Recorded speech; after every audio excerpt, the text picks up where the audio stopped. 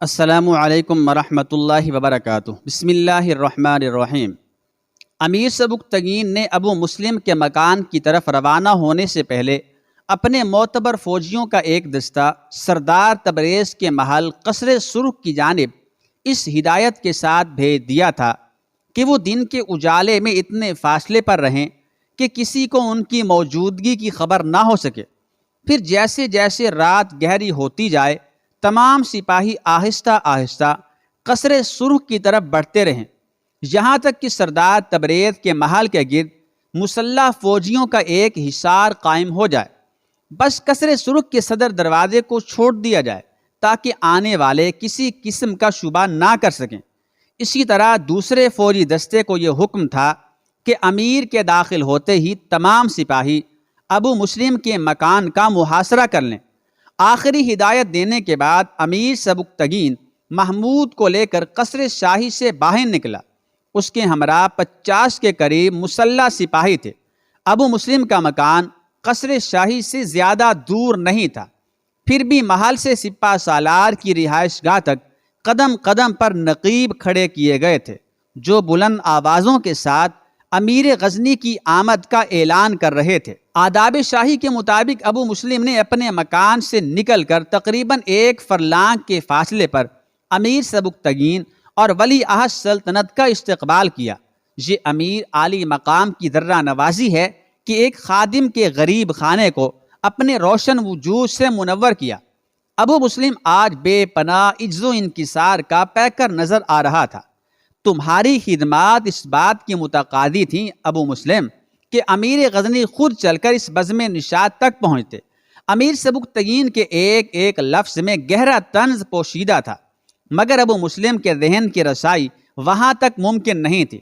میں ولی عہد سلطنت کا بھی شکر گزار ہوں کہ غزنی کے عظیم وارث نے یہاں تشریف لا کر اس تقریب کو قوس قزح سے بھی زیادہ دلکش بنا دیا ہے۔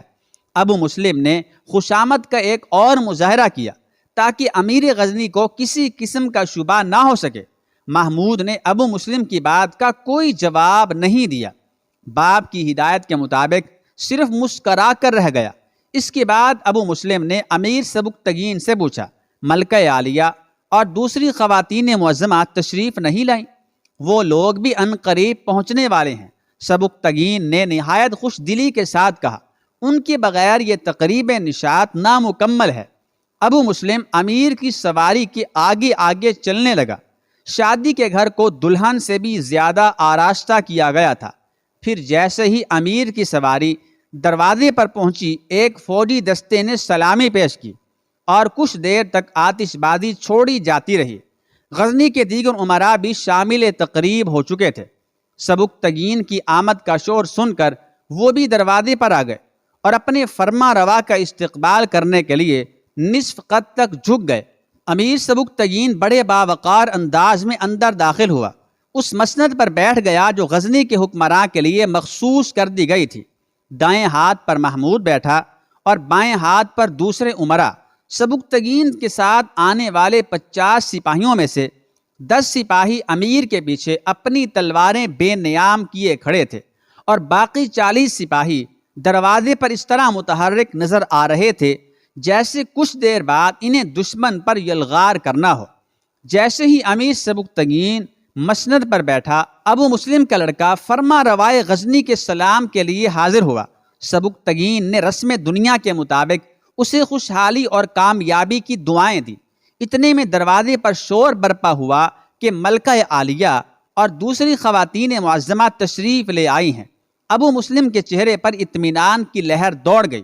وہ سردار تبریز کے منصوبے کے مطابق امیر کے تمام حرم کو گرفتار کر لینا چاہتا تھا۔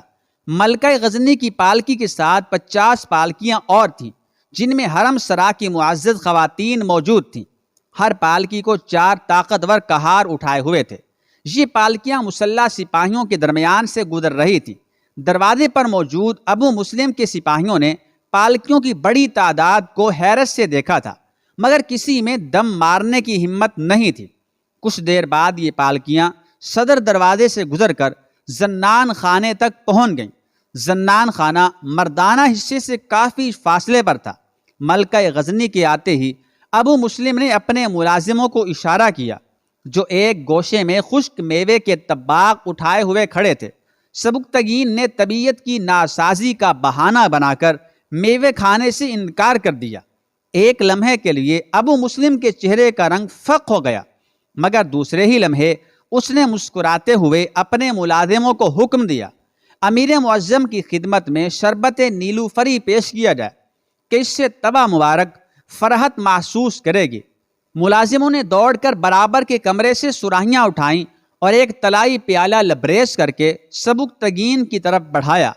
امیر غزنی نے کسی ہچکچاہٹ کے بغیر پیالہ لے لیا اور مسکراتے ہوئے ابو مسلم سے کہا، اس خوشی کے موقع پر ہم تمہیں اپنے ہاتھ سے یہ شربت پیش کرتے ہیں۔ سبکتگین کے اس غیر متوقع اقدام پر ابو مسلم بدحواس ہو گیا۔ اس پیالے پر صرف امیر معظم کا نام کندہ ہے، میری زبان اور ہونٹ اس قابل نہیں کہ وہ اسے چھو بھی سکیں، ہم کہتے ہیں کہ اسے پیو۔ سبکتگین کی مسکراہٹ کچھ اور گہری ہو گئی تھی۔ ہم اس پیالے کو تمہارے نام کرتے ہیں کہ ہماری بخشش و عطا کا ایک یہ انداز بھی ہے۔ نہیں امیر ذیشان، میں اس عنایت و کرم کے لائق نہیں۔ ابو مسلم کی آواز سے ہلکا ہلکا ارتعاش نمایاں تھا اور چہرے پر خاک سی اڑ رہی تھی۔ سبکتگین نے زاویہ بدل کر اس خدمت گار کی طرف دیکھا جو چند قدم کے فاصلے پر سراہی اٹھائے کھڑا تھا۔ تم اسے پی لو کہ آج ہمارا لطف و کرم عام ہے، امیر نے نہایت شگفتہ لہجے میں ابو مسلم کے خدمت گار کو مخاطب کرتے ہوئے کہا، حضور میں تو آپ کا ادنا ترین غلام ہوں۔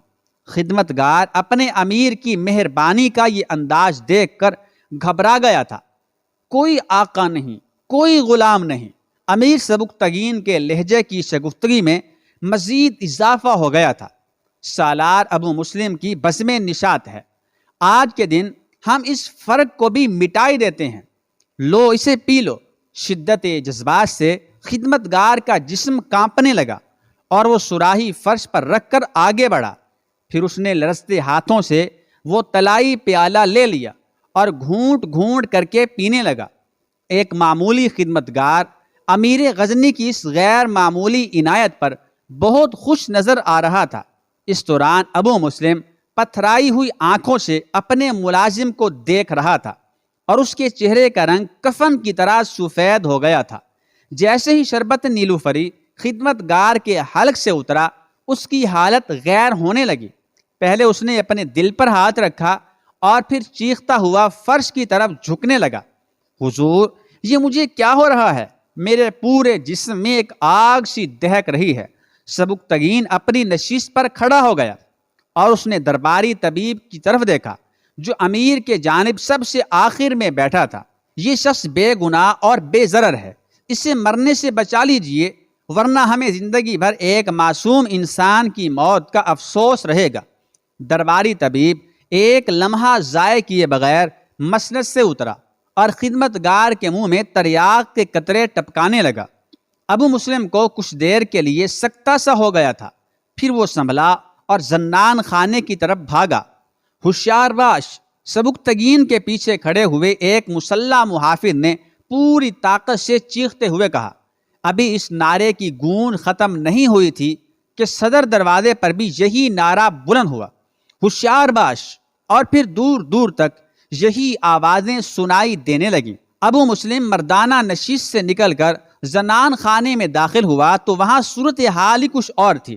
50 پالکیوں میں ملکہ غزنی یا دوسری خواتین معظمہ نہیں بلکہ سبکتگین کے مسلح سپاہی آئے تھے۔ جب لوگوں نے ہوشیار باش کی آوازیں سنی تو وہ دروازے کی طرف بڑھے جس کا راستہ مردانہ نشست کی طرف جاتا تھا۔ ابو مسلم زنان خانے میں داخل ہو کر ایک خفیہ راستے سے کسی محفوظ مقام کی طرف نکل جانا چاہتا تھا۔ تیرے لیے فرار کے تمام راستے بند ہیں، ایک سپاہی نے چیختے ہوئے کہا۔ ابو مسلم گھبرا کر پلٹا اور زنان خانے کے ایک چھوٹی دروازے سے نکل کر سبزہ زار کی طرف بھاگا۔ شاہی پالکیوں میں چھپ کر آنے والے مسلح سپاہی بھی عقابوں کے ایک غول کے مانند ابو مسلم پر جھپٹے۔ انقلاب انقلاب! ابو مسلم بھاگتے بھاگتے چیخ رہا تھا، یہ ایک خفیہ نعرہ تھا جو اپنے خاص سپاہیوں کو متوجہ کرنے کے لیے استعمال کیا گیا تھا۔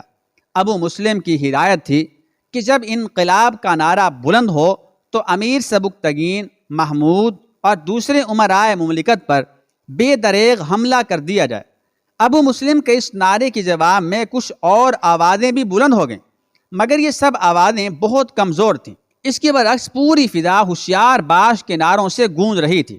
ہوشیار باش کا نعرہ امیر سبکتگین اور حماد بن ساریہ کا تخلیق کردہ تھا۔ بظاہر یہ نعرہ اس وقت بلند کیا جاتا تھا جب امیر اپنے دربار میں داخل ہوتا تھا یا اس کی سواری کسی شاہراہ سے گزرتی تھی، مگر آج کے دن اس نعرے کا مفہوم یکسر بدل گیا تھا۔ ابو مسلم یہی سمجھا تھا کہ سبکتگین کے سپاہی مملکت کی قدیم رسم کے مطابق ہوشیار باش کے نعرے بلند کر رہے ہیں، مگر اسے یہ خبر نہیں تھی کہ امیر غزنی محل سے روانہ ہونے سے پہلے ہی تمام حفاظتی انتظامات مکمل کر چکا ہے۔ اس سے نیکسٹ ایپیسوڈ انشاءاللہ آج شام کو 8 بجے یا 8:30 بجے تقریباً اپلوڈ کر دیا جائے گا۔